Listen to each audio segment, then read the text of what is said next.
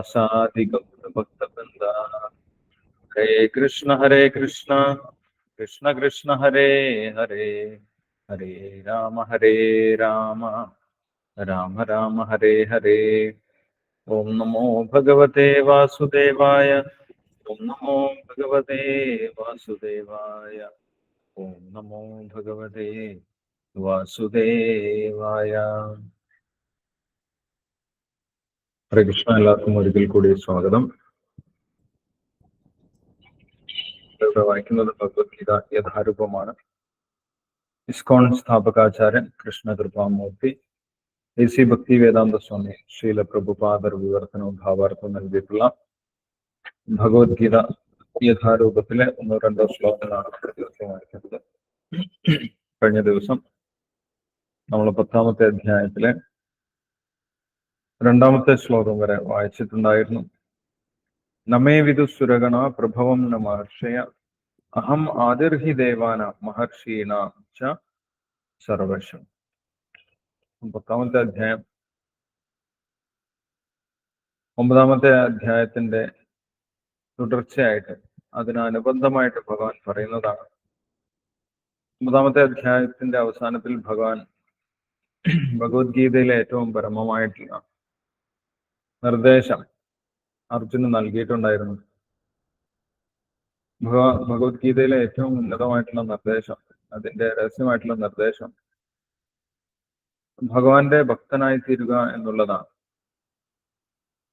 ഭഗവാന്റെ ഭക്തനാകുന്നതോടുകൂടി ഒരു വ്യക്തിയുടെ എല്ലാവിധ ദോഷങ്ങളും ഇല്ലാതായി തീർന്ന ആ വ്യക്തി ഈ ജന്മത്തിൽ തന്നെ, ആ വ്യക്തിക്ക് ഈ ജന്മത്തിൽ തന്നെ ഭഗവാന്റെ അടുത്തേക്ക് തിരിച്ചു പോകാനുള്ള യോഗ്യതയുണ്ടാകും. മന്മനാഭവ മദ്ഭക്തോ മദ്യാജി മാം നമസ്കൃത മാമേവേശ്യസി ദൈവം ആത്മാനം മത്പരായണ ഭഗവാൻ പറഞ്ഞിട്ടുണ്ടായിരുന്നു. എപ്പോഴും നമ്മൾ ഭഗവാനെ കുറിച്ച് ചിന്തിക്കുക. നമ്മൾക്ക് കേൾക്കുന്ന സമയത്ത് വളരെ ഈസി ആയിട്ട് തോന്നും. പക്ഷെ ആ സമയത്താണ് നമ്മൾ നമ്മുടെ മനസ്സിനെ കുറിച്ച് ചിന്തിക്കുന്നത്. നമ്മുടെ മനസ്സിൽ എന്തെല്ലാം ചിന്തകളാണ് കടന്നു വരുന്നത്. നമ്മുടെ മനസ്സിലെ ചിന്തകൾ വളരെ ഇമ്പോർട്ടൻ്റ് ആണ്. ഭഗവാൻ അത് നോക്കിക്കൊണ്ടിരിക്കുന്നത്. നമ്മുടെ മനസ്സിൽ നമ്മൾ എന്താണ് ചിന്തിക്കുന്നത് അല്ലെ, നമ്മൾ അതുവരെ അതിനെക്കുറിച്ച് കെയർ ചെയ്യാറില്ല. എന്തൊക്കെ ചിന്തകളാണ് നമ്മുടെ മനസ്സിൽ വരുന്നത്, എന്തെല്ലാം ചിന്തകളാണ് നമ്മുടെ മനസ്സിലൂടെ കടന്നു പോകുന്നത്. അതങ്ങനെ വരും, അങ്ങനെ പോവുകയും ചെയ്യും. ചില ചിന്തകളിൽ നമ്മൾക്ക് കൂടുതൽ ആകർഷണം ഉണ്ടാകും. ചിലപ്പോൾ ചില ചിന്തകൾക്കനുസരിച്ച് നമ്മൾ പ്രവർത്തിക്കുകയും ചെയ്യും. അങ്ങനെയൊക്കെയാണ് നമ്മൾ കടന്നു പോകുന്നത്. പക്ഷേ ഭഗവാൻ ഏറ്റവും കൂടുതൽ ഇവിടെ നോക്കുന്നത് നമ്മുടെ മനസ്സിൽ എന്താണ് ചിന്തിക്കുന്നത് എന്നുള്ള കാര്യം. കാരണം മനസ്സും ഭഗവാന്റെ ശക്തി തന്നെയാണ്, ഭഗവാന്റെ സൃഷ്ടിയാണ്, ഭഗവാന്റെ ശക്തിയാണ്. മാത്രമല്ല അത് ഭഗവാന്റെ ഒരു പ്രധാനപ്പെട്ട ശക്തിയാണ് എന്ന് വിഭൂതി യോഗത്തിൽ ഭഗവാൻ പറയുന്നത്. ഇന്ദ്രിയാണാം മനഃശാസ്മി എന്ന് ഭഗവാൻ പറയുന്നത്. ഇന്ദ്രിയങ്ങളിൽ ഏറ്റവും ഇമ്പോർട്ടൻ്റ് ആയിട്ടുള്ള ഇന്ദ്രിയം മനസ്സാണ്. അപ്പോൾ മനസ്സിനെ കുറിച്ച് ചിന്തിക്കാനും മനസ്സിനെ തിരിച്ചറിയാനും മനസ്സിന്റെ പ്രവർത്തനങ്ങളെ കുറിച്ച് മനസ്സിലാക്കാനും ആ മനസ്സിനെ നിയന്ത്രിക്കാനും സാധിക്കുന്നത് മനുഷ്യജന്മത്തിൽ മാത്രമാണ്. മനസ്സുകൊണ്ട് പ്രവർത്തിക്കാൻ സാധിക്കുന്ന വ്യക്തിയാണ് മനുഷ്യൻ. അപ്പോൾ ആ മനസ്സിനെ കുറിച്ച് മനസ്സിലാക്കാനും മനസ്സിനെ നിയന്ത്രിക്കാനും സാധിക്കുന്നത് മനുഷ്യൻ മാത്രമാണ്. അതുകൊണ്ട് ഭഗവാൻ മനസ്സിന് ഏറ്റവും ഇമ്പോർട്ടൻസ് കൊടുത്തിട്ടുണ്ട്. അതുകൊണ്ട് ആ മനസ്സിൽ ഭഗവാനെ കുറിച്ച് ചിന്തിക്കാനാണ് ഭഗവാൻ പറയുന്നത്. കേൾക്കുമ്പോൾ നമുക്ക് വളരെ ഈസി ആയിട്ട് തോന്നും. ഭഗവാനെ കുറിച്ച് ഞാൻ എപ്പോഴും ചിന്തിക്കാറുണ്ട് എന്ന് നമ്മൾ പലപ്പോഴും പറയുകയും ചെയ്യും. പക്ഷെ യഥാർത്ഥത്തിൽ നമ്മുടെ മനസ്സിൽ ഭഗവാനെ കുറിച്ച് തന്നെയാണോ നമ്മൾ ചിന്തിക്കുന്നത്? അല്ലെ, നമ്മുടെ മനസ്സ് യഥാർത്ഥത്തിൽ ഭൗതികമാണ്. ഭൗതിക വസ്തുക്കളെ കുറിച്ചാണ് നമ്മൾ ചിന്തിച്ചുകൊണ്ടിരിക്കുന്നത്. അല്ലെങ്കിൽ നമ്മുടെ ചുറ്റുപാടുമുള്ള മറ്റുള്ളവരുടെ പ്രവൃത്തികളെ കുറിച്ചാണ് നമ്മൾ ചിന്തിച്ചുകൊണ്ടിരിക്കുന്നത്. അങ്ങനെയുള്ള ഭൗതികമായിട്ടുള്ള കാര്യങ്ങളെ കുറിച്ചാണ് നമ്മൾ ചിന്തിക്കുന്നത് എന്ന് നമ്മൾക്ക് യഥാർത്ഥത്തിൽ സത്യത്തിൽ നമ്മൾ മനസ്സിലേക്ക് നോക്കിക്കഴിഞ്ഞാൽ നമ്മൾക്ക് ബോധ്യപ്പെടും. ചിലപ്പോൾ വളരെ മോശമായിട്ടുള്ള കാര്യങ്ങൾ നമ്മൾ ചിന്തിക്കുന്നതായിട്ട് കാണാൻ സാധിക്കും. നമ്മൾ ഒരിക്കലും ചിന്തിക്കുകയില്ല എന്ന് വിചാരിച്ച കാര്യങ്ങൾ പോലും നമ്മൾ മനസ്സിലൂടെ കടന്നു പോകുന്നതായിട്ട് നമുക്ക് കാണാൻ സാധിക്കും. മനസ്സ് വളരെയധികം നിയന്ത്രിക്കാൻ പ്രയാസമുള്ളതാണ് എന്ന് അർജുനന് സമ്മതിച്ചിട്ടുണ്ടായിരുന്നു. ആ നിയന്ത്രിക്കപ്പെട്ട മനസ്സിലൂടെ മാത്രമേ നമ്മൾക്ക് ഭഗവാനെ കുറിച്ച് ചിന്തിക്കാൻ സാധിക്കുക. അതുകൊണ്ടാണ് ഭഗവാൻ 6-ാമത്തെ അധ്യായത്തിൽ നിർദ്ദേശിച്ചത് അഭ്യാസേനത് കൗന്ദേയ. അഭ്യാസം കൊണ്ട് നമ്മൾക്ക് മനസ്സിനെ നിയന്ത്രിക്കാൻ സാധിക്കും. ഓരോ യുഗത്തിലേക്കും നിർദ്ദേശിക്കപ്പെട്ടുള്ള ഒരു പദ്ധതിയുണ്ട്. ആ പദ്ധതി അനുസരിക്കുന്നതിലൂടെ, അത് അഭ്യസിക്കുന്നതിലൂടെ, അത് പ്രാക്ടീസ് ചെയ്യുന്നതിലൂടെ നമുക്ക് മനസ്സിനെ നിയന്ത്രണത്തിലാക്കി കൊണ്ടുവരാൻ സാധിക്കും, ക്രമേണയായിട്ട്. അല്ല, ഇന്നത്തെ കാലത്തെ ആ അഭ്യാസം എന്താണെന്ന് നമുക്കറിയാം. എല്ലാ സമയം ഭഗവാന്റെ നാമം ജപിക്കുക എന്നുള്ളതാണ്. കീർത്തനീയ സദാഹരി ചൈതന്യ മഹാപ്രഭു പറഞ്ഞിട്ടുണ്ട്.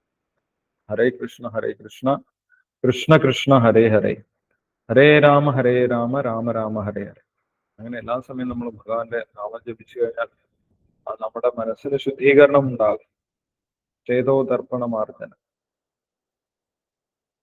അങ്ങനെ ശുദ്ധീകൃതമായിട്ടുള്ള ഒരു മനസ്സുകൊണ്ട് മാത്രമേ നമ്മൾക്ക് ഭഗവാനെ കുറിച്ച് എപ്പോഴും ചിന്തിക്കാൻ സാധിക്കുകയുള്ളൂ. ഇത് വലിയൊരു നിർദ്ദേശമാണ്. ഭഗവാന്റെ നിർദ്ദേശം വലിയൊരു കാര്യമാണ്. അത് നേടിയെടുക്കുക എന്ന് പറയുന്നത് നമ്മുടെ ജീവിതത്തിൽ വലിയൊരു നേട്ടമാണ്.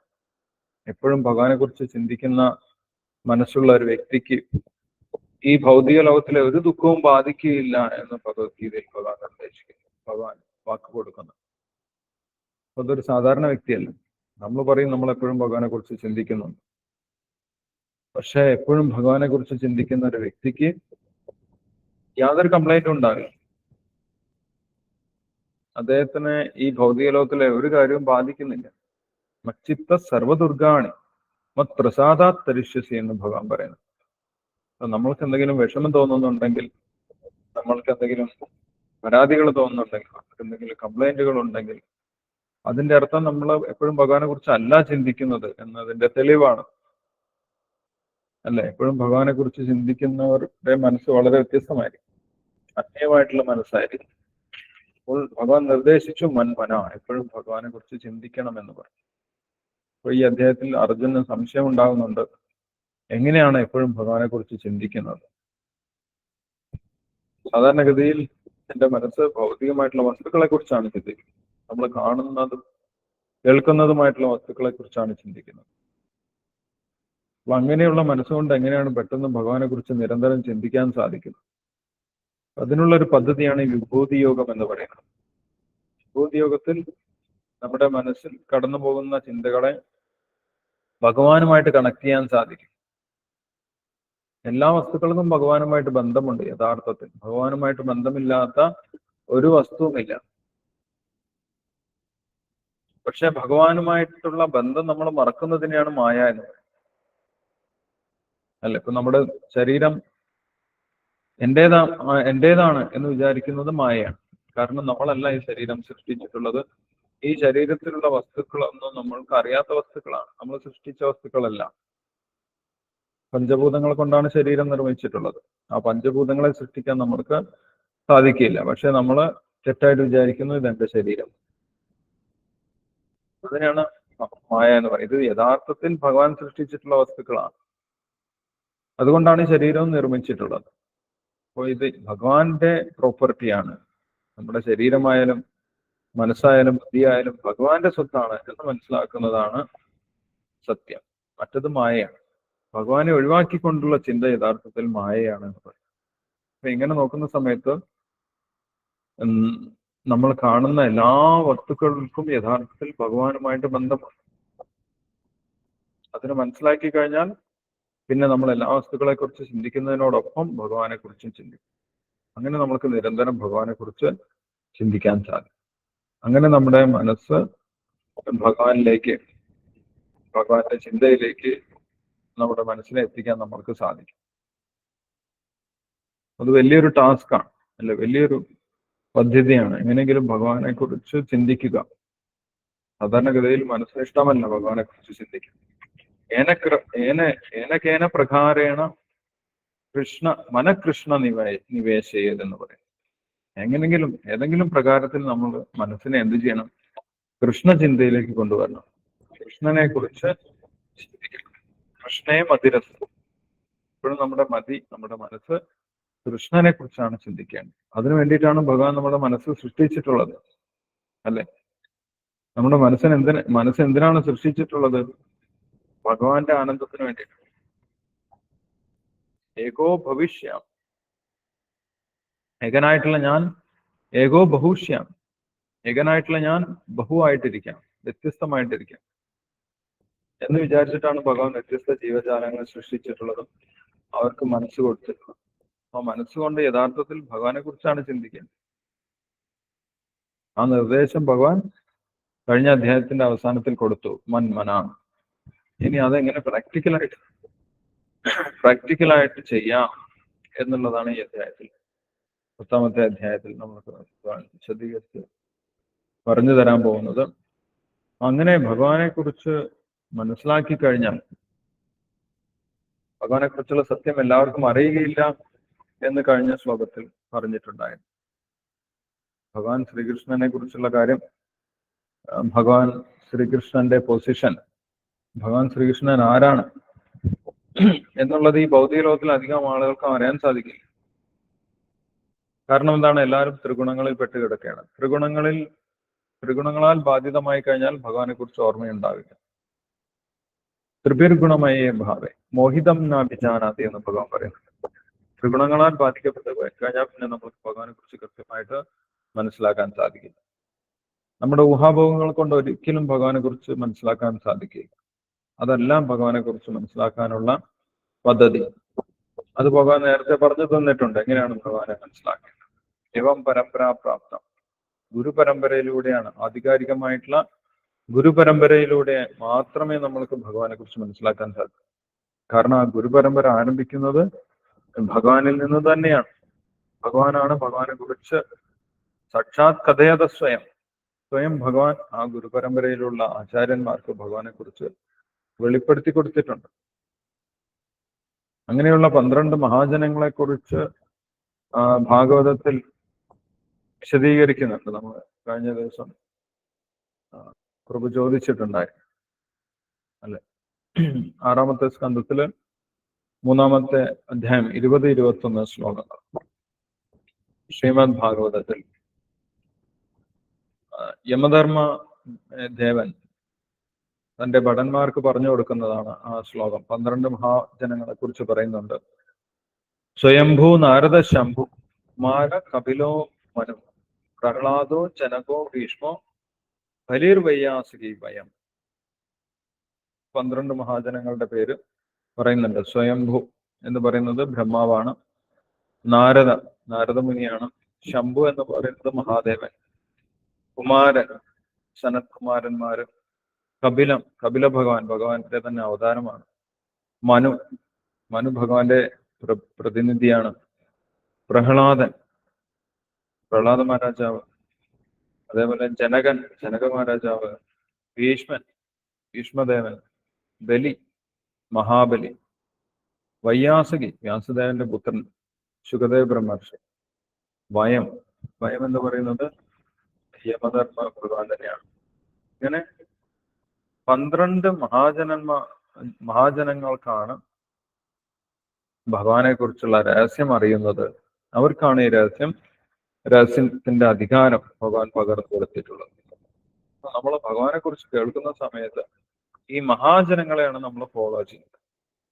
ഈ മഹാജനങ്ങളിൽ നിന്ന് ആരംഭിക്കുന്നതാണോ നമ്മുടെ ഗുരുപരമ്പര എന്ന് നമ്മൾ ചിന്തിക്കണം, അല്ലെ? അതൊന്നുകിൽ ബ്രഹ്മാവിൽ നിന്നോ അല്ലെങ്കിൽ മഹാദേവനിൽ നിന്നോ കുമാരന്മാരിൽ നിന്നോ പ്രഹ്ലാദനിൽ നിന്നോ ജനകനിൽ നിന്നോ ഭീഷ്മനിൽ നിന്നോ ആരംഭിക്കുന്നതായിരിക്കണം. ഈ മഹാജനങ്ങളിൽ നിന്ന് ആരംഭിക്കുന്നതായിരിക്കണം നമ്മുടെ ഗുരുപരമ്പര. അതാണ് ഭഗവാൻ അംഗീകരിച്ചിട്ടുള്ള ഗുരുപരമ്പര. ഏവം പരമ്പരാപ്രാപ്തം എന്ന് ഭഗവാൻ പറഞ്ഞിട്ടുണ്ട്. അപ്പോൾ മാത്രമേ നമ്മൾക്ക് ആധികാരികമായിട്ട് ഭഗവാനെ കുറിച്ച് കേൾക്കാൻ സാധിക്കും. അല്ലാതെ നമ്മൾ ഭഗവാനെ കുറിച്ച് കേൾക്കുന്നതൊക്കെ തെറ്റായിട്ടുള്ള കാര്യങ്ങളാണ്, ഊഹാപോഹങ്ങളാണ് നമ്മൾ കേൾക്കുന്നത്. അങ്ങനെ നമുക്ക് ഭഗവാനെ കുറിച്ച് മനസ്സിലാക്കാൻ സാധിക്കുമെന്ന് എവിടെയും പറയുന്നില്ല. ഊഹങ്ങളിലൂടെ നമുക്ക് ഭഗവാനെ കുറിച്ച് മനസ്സിലാക്കാൻ സാധിക്കുകയില്ല. മഹാജനോ യേന ഗതസ്സ പന്ഥ മഹാജനങ്ങളെയാണ് നമ്മൾ പിന്തുടരേണ്ടത്. മറ്റുള്ളവരെ പിന്തുടർന്നു കഴിഞ്ഞാൽ നമ്മൾ പോയിട്ട് ഒട്ടക്കിണറ്റിൽ വീഴും. അതുകൊണ്ട് മഹാജനങ്ങളെ ഫോളോ ചെയ്യാനാണ് ഭഗവത്ഗീതയിലും നിർദ്ദേശിക്കുന്നത്. അപ്പൊ മഹാജനങ്ങളുടെ പേര് പറഞ്ഞു കൊടുത്തതിന് ശേഷം രാജാവ് പറയുന്നുണ്ട്, ജ്യോതശൈതേ വിജാനീമോ ധർമാൻ ഭാഗവതാൻ ഭട ഗുഹ്യം വിശുദ്ധം ദുർബോധം യം ജ്ഞാത്വ അമൃതം അശ്നുതേ. ഈ മഹാജനങ്ങൾക്കാണ് ഭഗവാനെ കുറിച്ചുള്ള രഹസ്യം അറിയുന്നത്. ഇത് മറ്റുള്ളവർക്ക് അറിയാൻ സാധിക്കുകയില്ല. ഇത് ഗുഹ്യമാണ്. സ്വന്തം ഊഹാഭങ്ങളിലൂടെ ജ്ഞാനം നേടാൻ ശ്രമിക്കുന്ന മഹർഷിമാർക്കൊന്നും, അല്ലെങ്കിൽ ഈ ഗുരുപരമ്പരയിൽ നിന്ന് കേൾക്കാത്ത ദേവന്മാർക്കൊന്നും ഭഗവാനെ കുറിച്ച് അറിയുകയില്ല എന്ന് നേരത്തെ ഭഗവാൻ പറയുന്നത് അതുകൊണ്ടാണ്. അല്ലെ, രണ്ടാമത്തെ ശ്ലോകത്തിൽ നമ്മൾ വായിച്ചു, നമേ വിദു സുരഗണ പ്രഭവം ന മഹർഷി. സുരഗണങ്ങൾക്ക്, ദേവന്മാർക്കോ മഹർഷിമാർക്കോ, തപസ് ചെയ്യുന്ന മഹർഷിമാര്, വേദപഠനം നടത്തുന്ന മഹർഷിമാര്, ഇവർക്കൊന്നും ഭഗവാനെ കുറിച്ച് മനസ്സിലാക്കാൻ സാധിക്കില്ല. കാരണം ഭഗവാനെ കുറിച്ച് മനസ്സിലാക്കാനുള്ള മെത്തേഡ് വ്യത്യസ്തമാണ്. ഗുരുപരമ്പരയിലൂടെ ശ്രവിക്കുന്നതിലൂടെയാണ് ഏവം പരമ്പരാപ്രാപ്തം. ആ ഗുരുപരമ്പരയുടെ ആധികാരികതയെ കുറിച്ചും പറഞ്ഞു. ഈ മഹാജനങ്ങളിൽ നിന്ന് ആരംഭിക്കുന്ന, മഹാജനങ്ങളിൽ നിന്ന് കേട്ടിട്ടുള്ള ഗുരുപരമ്പരയായിരിക്കും. നമ്മളിപ്പോ പഠിക്കുന്നതും അങ്ങനെ മഹാജനങ്ങളിൽ നിന്ന് വരുന്ന ഗുരുപരമ്പര തന്നെയാണ്. അല്ലെ, ബ്രഹ്മാവിൽ നിന്ന് ആരംഭിക്കുന്ന ഗുരുപരമ്പരയിലൂടെ നമ്മൾ പഠിക്കുന്നത്. ബ്രഹ്മാവ്, നാരദൻ, വ്യാസൻ, മധ്വാചാര്യർ, അങ്ങനെയുള്ള ഗുരുപരമ്പരയിലൂടെയാണ് നമ്മൾ, ശീലപ്രഭുപാദരിലൂടെയാണ് നമ്മൾ പഠിക്കുന്നത്. അത് വളരെ ആധികാരികമായിട്ടുള്ള ഗുരുപരമ്പരയാണ്. അതിലൂടെ അല്ലാതെ നമ്മൾക്ക് ഒരിക്കലും ഭഗവാനെ കുറിച്ചുള്ള രഹസ്യം മനസ്സിലാക്കാൻ സാധിക്കുകയില്ല എന്ന് ഇവിടെ ഭഗവാൻ വളരെ വ്യക്തമായിട്ട് പറഞ്ഞിട്ടുണ്ട്. കഴിഞ്ഞ ദിവസത്തിൽ നമ്മൾ വായിച്ചു. അങ്ങനെ ഭഗവാനെ കുറിച്ച് ആദ്യം എന്താണ് നമ്മൾ മനസ്സിലാക്കേണ്ടത്? ഭഗവാനെ കുറിച്ചുള്ള രണ്ട് കാര്യങ്ങൾ ഭഗവാൻ ഇവിടെ പറയുന്നുണ്ട്. ആ രണ്ട് കാര്യങ്ങൾ നമ്മൾ ബോധ്യപ്പെട്ടു കഴിഞ്ഞാൽ നമ്മുടെ എല്ലാവിധ പാപങ്ങളും ഇല്ലാതാകും എന്നാണ് മൂന്നാമത്തെ ശ്ലോകത്തിൽ പറയുന്നത്. നമ്മുടെ എല്ലാവിധ പാപങ്ങളെന്ന് പറഞ്ഞു കഴിഞ്ഞാൽ വ്യത്യസ്ത തരത്തിലുണ്ട്, അല്ലെ? പ്രാരാബ്ധ ഫലം, പാപം, ബീജം, കൂടം ബീജം ഫലോന്മുഖം എന്ന് പറഞ്ഞിട്ട് പാപം വ്യത്യസ്ത നിലവാരത്തിലുണ്ട്. നമ്മളിപ്പോ ചെയ്ത തെറ്റുകളൊന്നും നമ്മളിപ്പോ തന്നെ അനുഭവിക്കുന്നില്ല. അത് വ്യത്യസ്ത അവസ്ഥകളിലാണ്. ഒരു വിത്ത് മുളച്ച് അതെപ്പോഴാണോ വീണ്ടും അത് വലിയൊരു മരമായി, അതിൽ പൂവുണ്ടായി ഫലമുണ്ടാകുന്നു, അതേപോലെ നമ്മൾ ചെയ്ത പാപം ഒരു വിത്ത് പോലെയാണ്. അത് കുറെ നാൾ കഴിഞ്ഞിട്ടാണ് മുളയ്ക്കുക. അത് കുറെ നാൾ കഴിഞ്ഞിട്ട് വലുതാവും. പിന്നെ വീണ്ടും ഒരുപാട് സമയം കഴിഞ്ഞ് അതിൽ പൂക്കളുണ്ടായി കായകളുണ്ടാകും. അപ്പോഴാണ് അതിന്റെ ഫലം ലഭിക്കുക. അതിന് സമയമെടുക്കും. അതേപോലെ പല ദിശയിലുമാണ് നമ്മൾ പൂർവ്വജന്മത്തിൽ ചെയ്തിട്ടുള്ള പാപങ്ങൾ. ഏതാണോ ഫലമാകുന്നത് അതാണ് നമ്മൾ അനുഭവിച്ചുകൊണ്ടിരിക്കുന്നത്. അതിനാണ് പ്രാരാബ്ധം എന്ന് പറയുന്നത്. നമ്മളിപ്പം അനുഭവിക്കുന്നത്. ചിലത് കൂടാവസ്ഥയിലാണ്, ചിലത് അങ്ങനെ ചാക്കിൽ കെട്ടിവെച്ച അവസ്ഥയിലാണ്. ബീജം, ചിലത് വിത്തിന്റെ അവസ്ഥയിലാണ്, ചിലത് ഫലോന്മുഖം, ചിലത് ഫലം നൽകാനായിട്ടുള്ള അവസ്ഥയിലാണ്. ഇങ്ങനെ വ്യത്യസ്ത നിലവാരത്തിലുള്ള പാപങ്ങൾ, അതിന്റെ ഫലം നമ്മൾ അനുഭവിച്ചുകൊണ്ടിരിക്കും. പാപം അനുഭവിക്കുന്നത് കൊണ്ടാണ് നമ്മൾക്ക് സന്തോഷം അനുഭവിക്കാൻ സാധിക്കുക. പാപം ഇല്ലാതായാൽ മാത്രമേ നമുക്ക് സമാധാനം ഉണ്ടാവുകയുള്ളൂ, അല്ലെങ്കിൽ സന്തോഷം ഉണ്ടാവുകയുള്ളൂ. പാപം ചെയ്തുകൊണ്ട് നമ്മൾക്ക് ഒരിക്കലും സന്തോഷിക്കാൻ സാധിക്കുകയില്ല. നമ്മുടെ എല്ലാവിധ പാപങ്ങളും ഇല്ലാതാകുന്നതിന് വേണ്ടിയിട്ട് ഭഗവാനെ കുറിച്ച് രണ്ട് കാര്യങ്ങൾ മനസ്സിലാക്കിയാൽ മതി എന്ന് ഭഗവാൻ ഇവിടെ പറഞ്ഞു തരാം. മനസ്സിലാക്കുക എന്ന് പറഞ്ഞു കഴിഞ്ഞാൽ അത് യഥാർത്ഥമാണെന്ന് ബോധ്യപ്പെടണം. ആ ബോധ്യപ്പെട്ട വ്യക്തിയെ ഒരു പാപവും ബാധിക്കുന്നില്ല എന്നിവിടെ ഭഗവാൻ പറയുന്നുണ്ട്. മൂന്നാമത്തെ ശ്ലോകത്തിൽ, യോമാം അജം അനാദിഞ്ച വേത്തി ലോകമഹേശ്വരം അസമ്മൂഢസമർത്ഥേഷു സർവപാപൈ പ്രമുച്യതേ. ഭഗവാനെ കുറിച്ച് മനസ്സിലാക്കുക എന്ന് പറയുന്നത് അത്രയും വലിയൊരു കാര്യമാണ്. അതുകൊണ്ട് തന്നെ എല്ലാവിധ പാപങ്ങളും ഇല്ലാതാകും എന്ന് ഭഗവാൻ ഇവിടെ പറയുന്നുണ്ട്. അപ്പൊ നമുക്ക് ആ ശ്ലോകത്തിന്റെ വിവർത്തനം ഭാവാർത്ഥം വായിക്കാം. അതിനുശേഷം നമുക്ക് ഡിസ്കസ് ചെയ്യാം. ആരാണ് വായിക്കുന്നത്? മൂന്നാമത്തെ ശ്ലോകം. ഹരേ കൃഷ്ണ. ഹരേ കൃഷ്ണ പ്രഭുജി. അംബിക മാതാജി വായിച്ചോളൂ. ഹരേ കൃഷ്ണ. ഓം നമോ ഭഗവതേ വാസുദേവായ. ഓം നമോ ഭഗവതേ വാസുദേവായ. ഓം നമോ ഭഗവതേ വാസുദേവായ. യോ മാമജമനാദിം ച വേത്തി ലോകമഹേശ്വരം അസമൂഢസമർത്ഥ്യേഷു സർവപാപേ പ്രമുച്യതേ. വിവർത്തനം. ജനനമില്ലാത്തവനും തുടക്കമില്ലാത്തവനും സർവലോകേശ്വരനുമാണ് ഞാനെന്നറിയുന്നവൻ മാത്രം വ്യാമോഹം തീർന്ന് പാപമുക്തനാകുന്നു. ഭാവാർത്ഥം. ശീലപ്രഭുപാദിക്ക് ജയ്. 7-ാം അധ്യായത്തിൽ പറയുന്നുണ്ട് 7:3 മനുഷ്യാണാം സഹസ്രേഷു കശ്ചിത് യതതി സിദ്ധയേ എന്ന്. അങ്ങനെ ആത്മസാക്ഷാത്കാരത്തിന്റെ തലത്തിലേക്ക് ഉയരാൻ ശ്രമിക്കുന്നവർ സാമാന്യരല്ല. ആത്മസാക്ഷാത്കാരത്തെ കുറിച്ച് അറിഞ്ഞുകൂടാത്ത കോടാനുകൂടി ജനങ്ങളെക്കാൾ സമുത്കൃഷ്ടരാണവർ. എന്നാൽ തങ്ങളുടെ ആധ്യാത്മിക സ്ഥിതിയെ മനസ്സിലാക്കാൻ പ്രയത്നിക്കുന്ന അക്കൂട്ടരിൽ വെച്ച് പരമപുരുഷനും ജനനമില്ലാത്തവനും സർവേശ്വരനും എന്ന നിലയിൽ കൃഷ്ണനെ കാണാൻ കഴിയുന്ന വ്യക്തിയാണ് ആത്മസാക്ഷാത്കാര യത്നത്തിൽ വിജയിച്ച ആൾ. കൃഷ്ണന്റെ ഈ പരമോന്നത ഭാവത്തെ പൂർണ്ണമായി അറിഞ്ഞവനെ എല്ലാ പാപപ്രതികരണങ്ങളിൽ നിന്നും മോചനം ലഭിക്കുകയുള്ളൂ. ഇവിടെ ഭഗവാനെ അജൻ എന്ന് പറയുന്നുണ്ട്.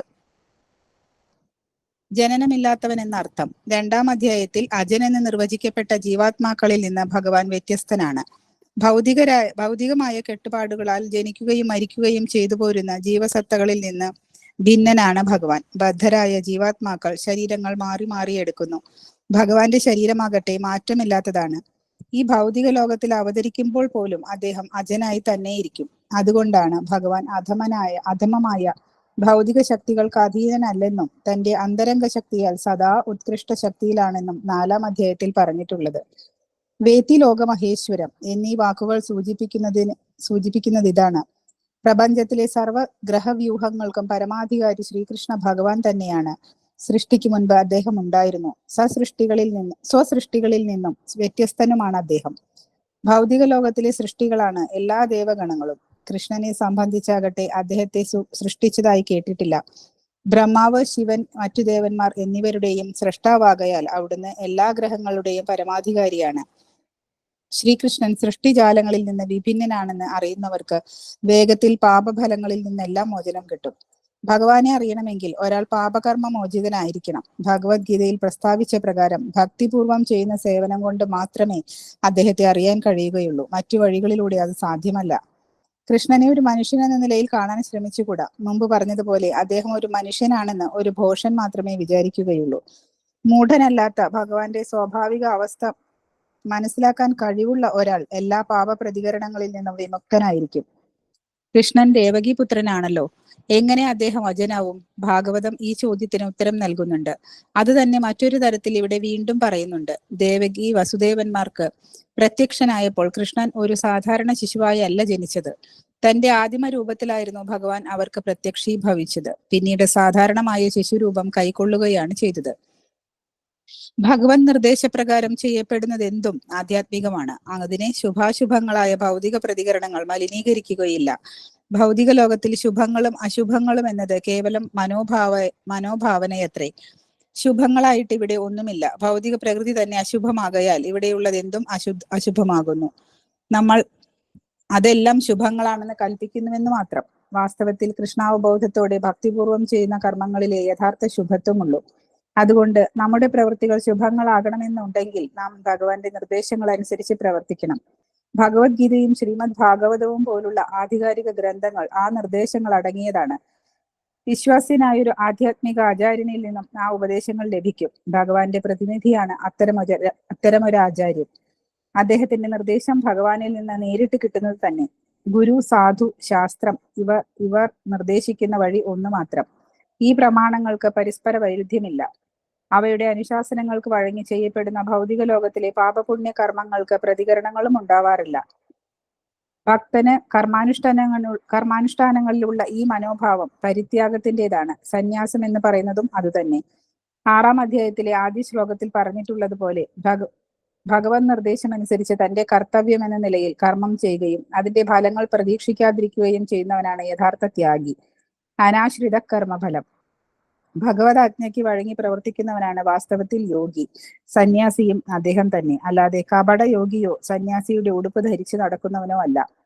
ഹരേ കൃഷ്ണ പ്രഭു. ഹരേ കൃഷ്ണ. ഹരേ കൃഷ്ണ. Thank you Ambika Madhuji. ഹരേ കൃഷ്ണ.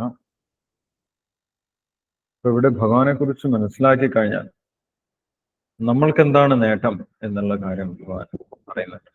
അല്ലെ, സാധാരണഗതിയിൽ ആൾക്കാർ ചോദിക്കും, നിങ്ങൾക്ക് വേറെ പണിയൊന്നുമില്ല, ഇങ്ങനെ ഭക്തി എന്ന് പറഞ്ഞ് നടന്നിട്ട് എന്താണ് കാര്യം എന്നൊക്കെ ചോദിക്കും.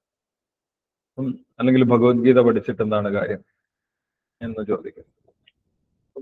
നമ്മൾ ഭഗവാനെ കുറിച്ച് മനസ്സിലാക്കി കഴിഞ്ഞാൽ എന്താണ് കാര്യം എന്നിവിടെ ഭഗവാൻ പറയുന്ന ഈ ശ്ലോകത്തിന്റെ ഭാഗമായിട്ടും നമ്മൾക്ക് മനസ്സിലാക്കാൻ സാധിക്കും. എന്താണ്? സർവപാപൈ പ്രമുച്യതേ. ഏതൊരു വ്യക്തിയാണോ ഭഗവാനെ കുറിച്ചുള്ള ബോധ്യം ഏതൊരു വ്യക്തിക്കാണോ ഉണ്ടാവുന്നത്, ആ വ്യക്തിയുടെ എല്ലാവിധ പാപങ്ങളും ഇല്ലാതാകുമെന്ന് പറയും. നമ്മൾക്ക് ഈ ലോകത്ത് സമാധാനം ലഭിക്കണമെങ്കിൽ, സന്തോഷമായിട്ട് ജീവിക്കണമെങ്കിൽ നമ്മുടെ പാപമില്ലാതാകും. നമ്മൾക്ക് കുറെ സമ്പത്തുണ്ടെങ്കിലോ അല്ലെങ്കിൽ വേറെ എന്തെങ്കിലും നേട്ടങ്ങൾ ഉണ്ടായതുകൊണ്ടോ വേറെ ഏതെങ്കിലും മത്സരത്തിൽ വിജയിച്ചത് കൊണ്ടോ ഒന്നും നമ്മൾക്ക് സമാധാനം അല്ലെങ്കിൽ സന്തോഷം അനുഭവിക്കാൻ സാധിച്ചു കൊള്ളണമെന്ന് യാതൊരു നിർബന്ധമില്ല. അല്ലെ, നമുക്ക് എത്ര പണം കൊടുത്തു കഴിഞ്ഞാലും സന്തോഷം വാങ്ങാൻ സാധിക്കുകയില്ല.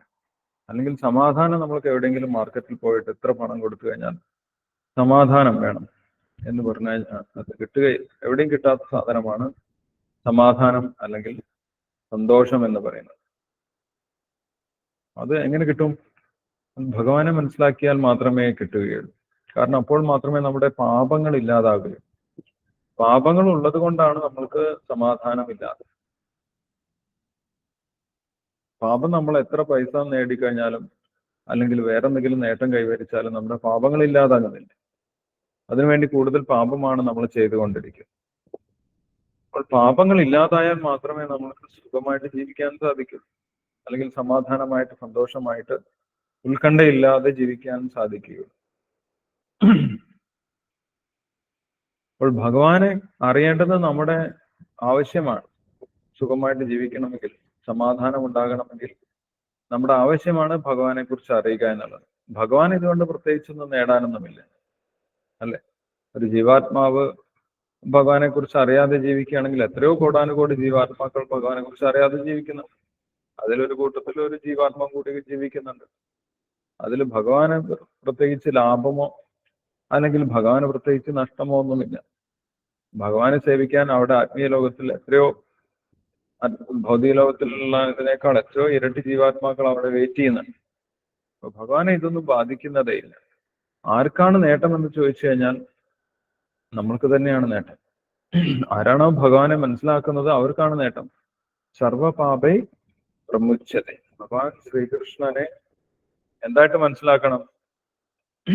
യോമാം അജം അനാദിംച വേത്തി ലോക മഹേശ്വരൻ.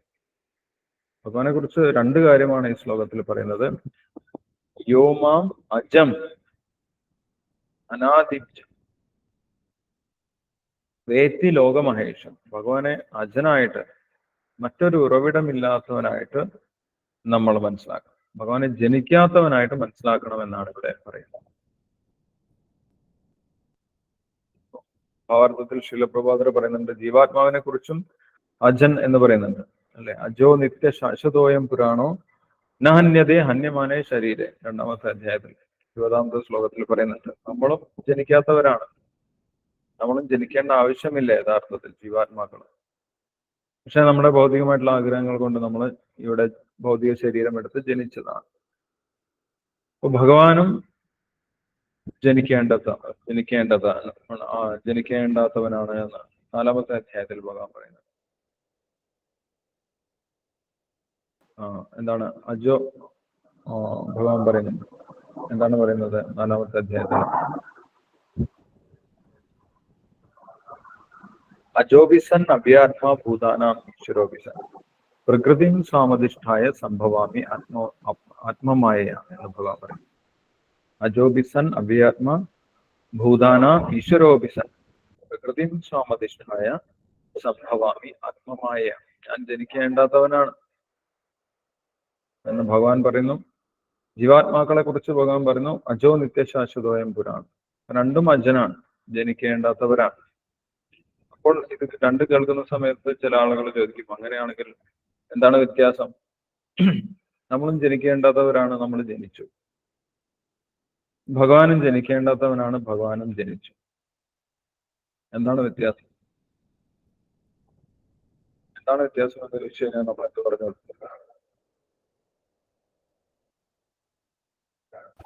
നമ്മള് കർമ്മബലം കൊണ്ട് ജനിക്കുന്നു, ഭഗവാൻ ആത്മാവായി കൊണ്ട് ജനിക്കുന്നു. അതിലെന്താണ് വ്യത്യാസം?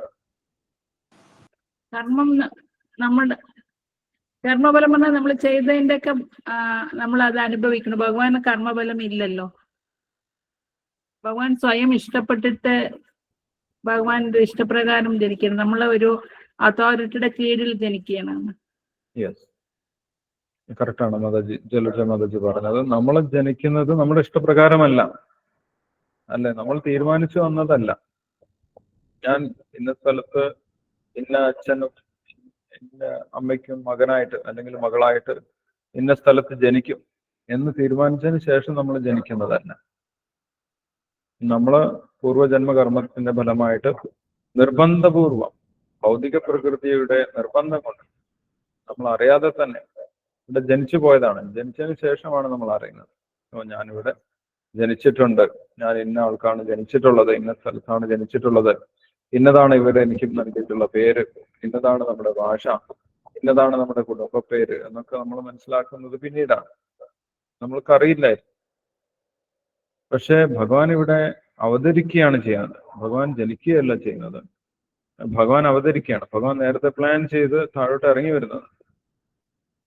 അപ്പോഴും വേറൊരു വ്യത്യാസം കൂടിയാണ്. എന്താണ്? ഭഗവാൻ അവതരിക്കുന്ന സമയത്ത് ഭഗവാൻ ഒരിക്കലും ഒരു ഭൗതിക ശരീരം സ്വീകരിക്കുന്നില്ല എന്നുള്ളതാണ് വ്യത്യാസം. ഭഗവാൻ ഒരിക്കലും ഭൗതിക ശരീരം സ്വീകരിക്കുന്നില്ല.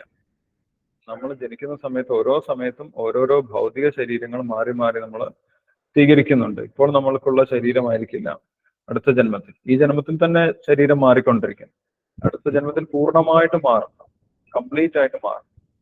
പക്ഷെ ഭഗവാൻ വ്യത്യസ്തമായിട്ടുള്ള അവതാരങ്ങൾ എടുക്കുന്നുണ്ടെങ്കിലും ഭഗവാന്റെ ആത്മീയ ശരീരം മാറുന്നില്ല. പുറമേ കാണുന്ന രൂപം, നമുക്ക് പ്രത്യക്ഷമായിട്ടുള്ള രൂപം മാത്രമാണ് ഭഗവാൻ മാറ്റുന്നത്. ആ രൂപം മാറ്റുന്നതിന് ഭഗവാന് പുതിയൊരു ശരീരം സ്വീകരിക്കേണ്ട ആവശ്യമില്ല. ആത്മീയ ശരീരം ഭഗവാൻ എങ്ങനെ വേണമെങ്കിലും രൂപമാറ്റം വരുത്താം. അതാണ് ഭഗവാന്റെ അവതാരവും നമ്മുടെ ജന്മവും തമ്മിലുള്ള വ്യത്യാസം. അപ്പോൾ അതൊരു സാധാരണ ദേവകിക്കും വസുദേവനും ജനിച്ചിട്ടുള്ള വ്യക്തി ഭഗവാൻ തന്നെയാണ് എന്ന് അവർക്ക് തന്നെ ഭഗവാൻ കാണിച്ചു കൊടുത്തിട്ടുണ്ടായിരുന്നു. അത് ഒരു സാധാരണ കുട്ടിയല്ല, ഒരു ജീവാത്മാവല്ല, നമ്മളെ പോലെയുള്ള ഒരു ജീവാത്മാവല്ല എന്നുള്ള കാര്യം ഭഗവാൻ ജനിച്ച ഉടനെ തന്നെ, അവതരിച്ച ഉടനെ തന്നെ ദേവകിക്കും വസുദേവർക്കും തന്റെ ചതുർഭുജ നാരായണ രൂപം പ്രത്യക്ഷപ്പെടുത്തിയിട്ടുണ്ടായി. അല്ലെ? സാധാരണ ഏതെങ്കിലും ഒരു കുട്ടിക്ക് അങ്ങനെ ചെയ്യാൻ സാധിക്കുകയില്ല. ചതുർഭുജ രൂപം കാണിച്ചു കൊടുക്കാനൊന്നും സാധിക്കുകയില്ല. ഭഗവാൻ അവതരിച്ച സമയത്ത് തന്നെ ഭഗവാന്റെ ചതുർഭുജ നാരായണ രൂപം പ്രത്യക്ഷമാക്കി. അപ്പൊ ഭഗവാൻ ഇവിടെ പ്രത്യക്ഷനായതാണ് എന്നുള്ള കാര്യം അവർക്ക് കാണിച്ചു കൊടുത്തിട്ടുണ്ടായിരുന്നു. ദേവകിക്കും വസുദേവനും ഭഗവാൻ കൃഷ്ണൻ ജനിക്കുന്നതിന്റെ മുന്നേ കൃഷ്ണനുണ്ട്. ഭഗവാൻ എപ്പോഴുമുള്ള പുരുഷനാണ്. ആദ്യം പുരാണ പുരുഷോ, ആദ്യത്തെ വ്യക്തിയാണ്. അഹം ആദിർഹി ദേവാനം, എല്ലാ ദേവന്മാരുടെയും ഉറവിടമായിട്ടുള്ള വ്യക്തിയാണ്. അങ്ങനെയുള്ള വ്യക്തി അവതരിക്കുക മാത്രമാണ് ചെയ്തിട്ടുള്ളത്. കൃഷ്ണൻ ദ്വാപരയുഗത്തിൽ ജനിച്ച അന്നുണ്ടായ ഒരു വ്യക്തിയല്ല, അതിന്റെ മുന്നേ പുരാണ പുരുഷനാണ്, ആദ്യത്തെ വ്യക്തിയാണ് ഭഗവാൻ. ഈശ്വര പരമകൃഷ്ണ സച്ചിദാനന്ദ വിഗ്രഹ അനാദിനാദിർ ഗോവിന്ദ സർവകാരണകാരൻ. അനാദി, അദ്ദേഹത്തിന് ഒരു തുടക്കമില്ല, അദ്ദേഹമാണ് എല്ലാറ്റിന്റെയും തുടക്കം. ഇങ്ങനെ നമ്മൾ മനസ്സിലാക്കണം ഭഗവാനെ കുറിച്ച് എന്നാണ് പറയുന്നത്. അല്ലെ? ഈ കാര്യം 4-ാം അധ്യായത്തിൽ ഭഗവാൻ വ്യക്തമാക്കിയിട്ടുണ്ട്. ഭഗവാൻ ഇപ്പോൾ ജനിച്ച ഒരു വ്യക്തിയല്ല, മുമ്പേ ഭഗവാൻ ഉണ്ട് എന്നുള്ള കാര്യം അല്ലെ. ഇമം വിവസ്വതേ യോഗം പ്രോക്തവാനഹോം അവ്യയം വിവസ്വാൻ മനവേ പ്രാഹ മനു ഇച്ഛാഗവേ അബ്രവി എന്ന് ഭഗവാൻ പറഞ്ഞിട്ടുണ്ടായിരുന്നു. പുരാതന കാലത്ത് വിവസ്വാൻ എന്ന് പറഞ്ഞിട്ടുള്ള സൂര്യദേവന് ഭഗവാൻ ഇതേ ഭഗവത്ഗീത ഉപദേശിച്ചു കൊടുത്തിട്ടുണ്ടായിരുന്നു. അപ്പം അത് അർജുനൻ ഓർമ്മയില്ല. കാരണം അർജുനൻ ജനിച്ചു മരിക്കുന്ന ആളാണ്. ഭഗവാൻ അങ്ങനെ ജനിച്ചു മരിക്കുന്ന ഒരു ജീവാത്മാവല്ല എന്നുള്ള വ്യത്യാസം ഭഗവാൻ ആ സമയത്ത് തന്നെ പറഞ്ഞു കൊടുത്തിട്ടുണ്ടായി. അങ്ങനെ തന്നെ നമ്മൾ ഭഗവാനെ കുറിച്ച് മനസ്സിലാക്കണം. ഭഗവാൻ ഒരു ദേവകിക്ക് വസുദേവന് ജനിച്ച വ്യക്തിയല്ല. അങ്ങനെ സാധാരണ ആളുകൾ വിചാരിക്കാറുണ്ട് അല്ലെ. അദ്ദേഹം സൃഷ്ടിയിലെ ഒരാളാണ്. സൃഷ്ടിക്കപ്പെട്ട ഒരു വ്യക്തിയാണ് നിങ്ങൾ ആരാധിക്കുന്നത്. അങ്ങനെയല്ല എന്ന് നമ്മൾ ഗുരുപരമ്പരയിലൂടെ ഭഗവത്ഗീതയിലൂടെ മനസ്സിലാക്കണം. അതാണ് ഇവിടെ ഭഗവാൻ പറയുന്ന പോയിന്റ്. യോ മാം അജം അനാദി.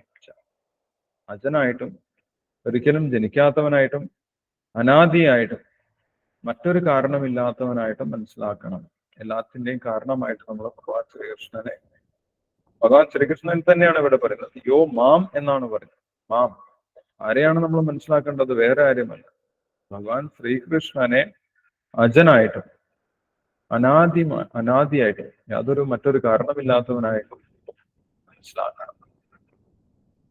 ഇത് സാധാരണ ഒരു മനസ്സിലാക്കലല്ല. കാരണം ഭഗവാനെ കുറിച്ച് നമുക്ക് എളുപ്പത്തിൽ അങ്ങനെ മനസ്സിലാക്കാൻ സാധിക്കില്ല. ഒരുപാട് ജന്മത്തിന് ശേഷം നമ്മുടെ പാപങ്ങൾ ഇല്ലാതാകുമ്പോഴേ നമ്മൾക്ക് ഭഗവാനെ കുറിച്ച് മനസ്സിലാക്കാൻ സാധിക്കും. ഇത് രണ്ടും ഒരുമിച്ച് നടക്കുന്നതാണ്. ഭഗവാൻ ഇവിടെ പറയുന്നത് ഭഗവാനെ കുറിച്ച് മനസ്സിലാക്കി കഴിഞ്ഞാൽ നമ്മുടെ പാപം ഇല്ലാതാവും. പക്ഷെ ഭഗവാനെ കുറിച്ച് മനസ്സിലാക്കുന്നത് ഒരുപാട് ജന്മങ്ങൾക്ക് ശേഷമാണ് അല്ലെ. ഭഗവാനെ കുറിച്ച് മനസ്സിലാക്കുന്നതോടുകൂടി നമ്മുടെ എല്ലാവിധ പാപങ്ങളും ഇല്ലാതാകും. എല്ലാവിധ പാപങ്ങളും ഇല്ലാതായാലേ നമ്മൾ ഭഗവാനെ കുറിച്ച് മനസ്സിലാക്കാൻ സാധിക്കും. രണ്ടും ഒരുമിച്ച് നടക്കുന്നതാണ്. എത്രയോ ജന്മത്തിലെ പുണ്യത്തിന് ശേഷമാണ്, അല്ലെങ്കിൽ ഭഗവാന്റെ അനുഗ്രഹം കൊണ്ടാണ് നമുക്ക് ഭഗവാനെ കുറിച്ച് ഇങ്ങനെ ഒരു ബോധ്യത്തിലേക്ക് വരാൻ സാധിക്കും. അങ്ങനെ വരാൻ സാധിക്കുന്നുണ്ടെങ്കിൽ അത് വലിയ ഒരു ഭാഗ്യം. അത് സാധാരണ ആത്മാക്കളല്ല അങ്ങനെയുള്ള ആത്മാക്കൾ എന്ന് ഭഗവാൻ പറയുന്നത്. മഹാത്മാനസ്തുമാ പാർത്ഥ, അവർ മഹാത്മാക്കളാണ്. ബുദ്ധാഭാവ സമന്വിത. അവർ ബുദ്ധിപൂർവം ഭഗവാനെ മനസ്സിലാക്കി ഭഗവാനെ സേവിക്കാൻ തയ്യാറായിട്ടുള്ള മഹാത്മാക്കളാണ്. ഒരുപാട് ജന്മത്തിലൂടെ അവർ ജ്ഞാനം, ഭഗവാനെ കുറിച്ചുള്ള ജ്ഞാനം ആർജിച്ചിട്ടുണ്ട്. അതുകൊണ്ടാണ് അവർക്ക് ഭഗവാൻ ശ്രീകൃഷ്ണനെ അജനായിട്ടും അനാദിയായിട്ടും മനസ്സിലാക്കാൻ സാധിക്കുന്നത്. അത് പോയിട്ട് ഭഗവാനെ കുറിച്ച് അനാദിച്ച പിന്നെന്താണ്, പിന്നെ എങ്ങനെ മനസ്സിലാക്കണമെന്നാണ് പറഞ്ഞത്? വേത്തി ലോകമഹേശ്വരം, എല്ലാ ലോകത്തിന്റെയും ഈശ്വരൻ ഭഗവാൻ ശ്രീകൃഷ്ണനാണ് എന്ന് നമ്മൾ മനസ്സിലാക്കാൻ സാധിക്കും. എല്ലാറ്റിന്റെയും ഉറവിടമാണ്. എല്ലാ ലോകങ്ങളുടെയും ഈശ്വരൻ ഭഗവാനാണ്. എല്ലാ വസ്തുക്കളുടെയും, നമ്മൾ കാണുന്ന എല്ലാ വസ്തുക്കളുടെയും ഉടമസ്ഥൻ, യഥാർത്ഥ ഉടമസ്ഥൻ, ഓണർ അദ്ദേഹമാണ്, ഭഗവാനാണ്. നമ്മൾ ഉപയോഗിക്കുന്ന വസ്തുക്കളൊക്കെ ഭഗവാൻ വസ്തുക്കളാണ്. അത് ഉപയോഗിച്ചിട്ടാണ് നമ്മൾ എല്ലാ പ്രവൃത്തികളും ചെയ്യുന്നത്. ഈവൻ നമ്മുടെ ശരീരം പോലും ഭഗവാൻ സൃഷ്ടിച്ചിട്ടുള്ള വസ്തുക്കൾ കൊണ്ടാണ് നിർമ്മിച്ചിട്ടുള്ളത് അല്ലെ. ഈ ഭൗതിക ലോകത്ത് എല്ലാം പഞ്ചഭൂതങ്ങളെ കൊണ്ട് സൃഷ്ടിച്ചിട്ടുള്ളത്. ശരീരമായാലും എന്തായാലും പഞ്ചഭൂതങ്ങളാണ്. ആ പഞ്ചഭൂതങ്ങള് ഭഗവാന്റെ ഉടമസ്ഥതയിലുള്ള വസ്തുക്കളാണ്, ഭഗവാന്റെ വസ്തുക്കളാണ്. ഭൂമിരാപോ അനലോ വായു ഘം മനോ ബുദ്ധിരവച്ച അഹങ്കാരം ഇതീയമ്മേ ഭിന്നാ പ്രകൃതിരഷ്ടം. ഇതൊരു മനുഷ്യനും സൃഷ്ടിക്കാൻ സാധിക്കാത്തതാണ്. ഒരു ശാസ്ത്രജ്ഞനും ഇതുവരെ പഞ്ചഭൂതങ്ങളെ സ്വന്തമായിട്ട് സൃഷ്ടിക്കാൻ സാധിക്കില്ല. അവർക്കൊരു ഫോമിൽ നിന്ന് മറ്റൊരു ഫോമിലേക്ക് മാറ്റാൻ മാത്രമേ സാധിക്കൂ. ഇത് ഭഗവാന്റേതാണ്. അതുകൊണ്ട് നമ്മൾ ഭഗവാന്റെ സേവനത്തിനാണ് ഈ വസ്തുക്കളൊക്കെ യഥാർത്ഥത്തിൽ ഉപയോഗിക്കേണ്ടത്. അല്ലെങ്കിൽ നമ്മൾ അതിനെ ദുരുപയോഗം ചെയ്യുന്നതിനുള്ള പണിഷ്മെന്റ് അനുഭവിക്കാൻ യോഗ്യരാണ്. ഭഗവാനെ നമ്മൾ എല്ലാ വസ്തുക്കളുടെയും ഉടമസ്ഥനായിട്ടും എല്ലാ ലോകങ്ങളുടെയും ഈശ്വരനായിട്ടും മനസ്സിലാക്കണമെന്നാണ് ഇവിടെ പറയുന്നത്. വേത്തി ലോകമഹേശ്വരം, എല്ലാ ലോകത്തിന്റെയും ഈശ്വരൻ, എല്ലാ ലോകത്തിനെ നിയന്ത്രിക്കുന്ന വ്യക്തി. ആ ലോകത്തിൽ ഏതെല്ലാം ജീവജാലങ്ങളുണ്ടോ, ദേവന്മാരുണ്ടോ, ആ ദേവന്മാരൊക്കെ നിയന്ത്രിക്കുന്ന വ്യക്തിയാണ് ഭഗവാൻ ശ്രീകൃഷ്ണൻ. മാം എന്നിവിടെ പറയുന്നത്.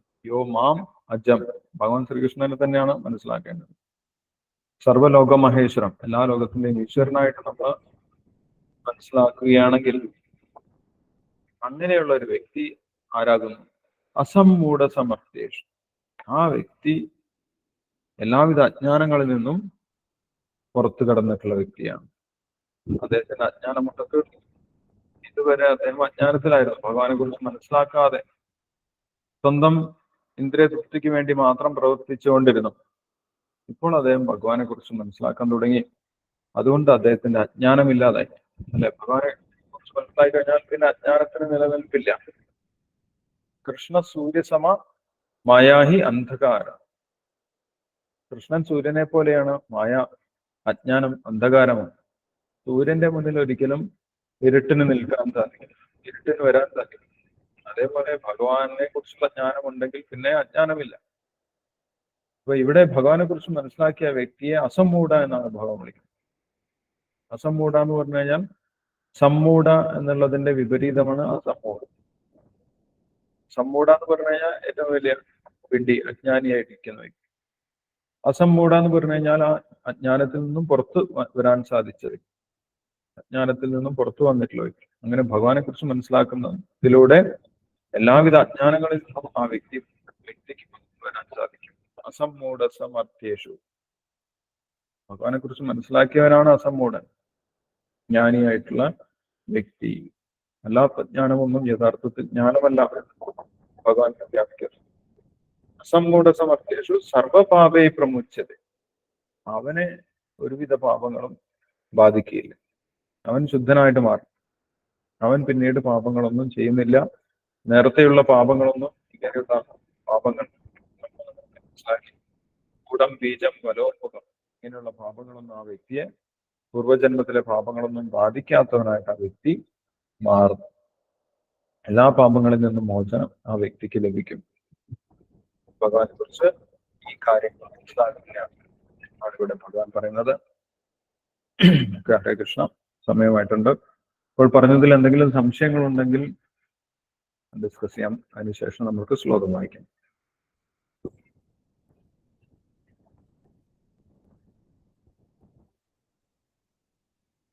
അപ്പൊ നമുക്ക്